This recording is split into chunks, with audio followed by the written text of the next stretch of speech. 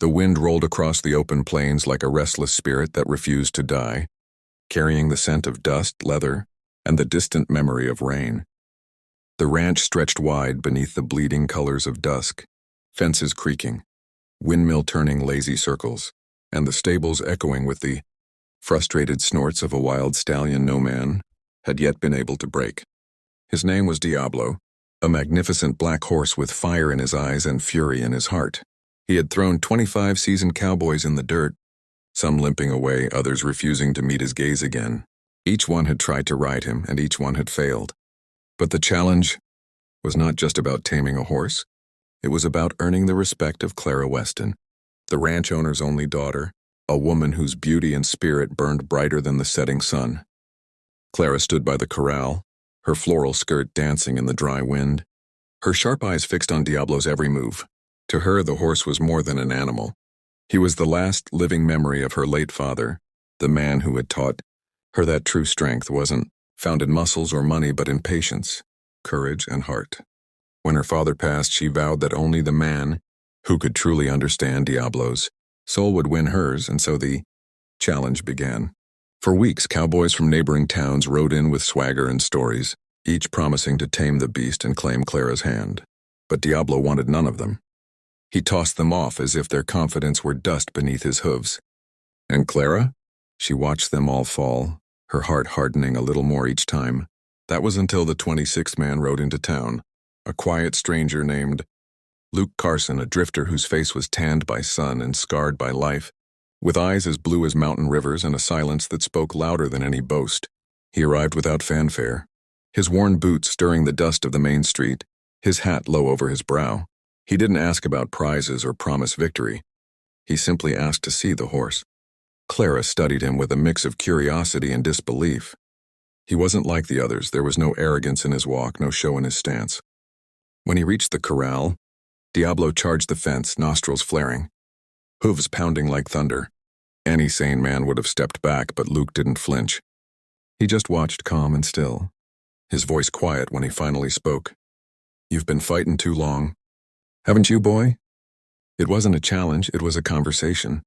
The onlookers laughed, whispering that the drifter was another fool about to eat dust. But Clara felt something shift. There was a strange connection forming, something invisible yet undeniable, between man and beast and between Luke and herself. That night, as the ranch lights flickered like fireflies against the dark horizon, Luke slept near the corral, keeping Diablo company. Clara watched from her porch, arms wrapped around herself against the chill, wondering who this man really was and what ghost had driven him here. The next morning, he didn't reach for a saddle. He walked straight to Diablo with only a bridle in hand and patience in his step. The stallion stamped, snorted and reared, but Luke just waited, letting him dance his rage out under the rising sun. He didn't fight him, he understood him. Slowly, inch by inch, Diablo's breathing slowed, his wildness softened. Clara leaned forward, her breath caught in her throat. The other ranch hands went silent. When Luke finally placed a gentle hand on Diablo's neck, the stallion didn't bite or bolt. He lowered his head. It was as if two broken souls had found the same rhythm. "That's it," Luke whispered. "We don't tame what's wild, we earn its trust." For the first time in months, Clara smiled, but she also felt something dangerous blooming inside her. Hope. When Luke finally mounted Diablo, the horse didn't fight.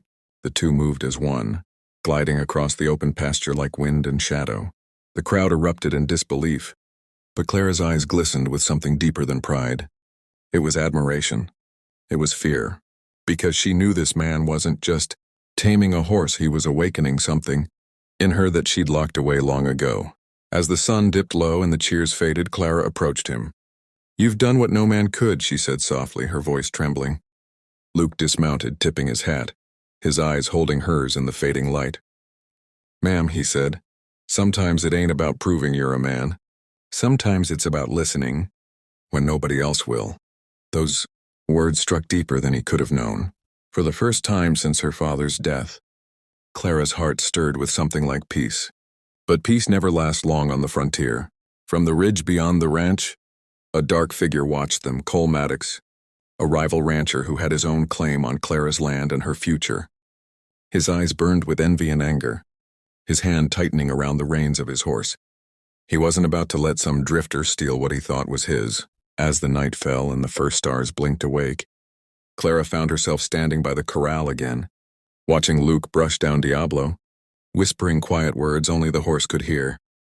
She didn't know if she was falling for the man, the miracle he performed, or the way he made her remember what it felt like to believe again, but she did know this. Something had changed forever on the Weston ranch, and when Luke looked up and met her, gaze under the starlight, neither of them spoke. They didn't have to.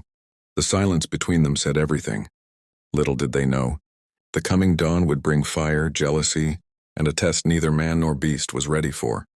But for now the night was still, and the stars bore witness to a bond that would challenge every rule of the morning came painted in golden shadow, the kind of dawn that whispers, promises before the day decides whether to keep them or break them. The ranch was quiet except for the soft,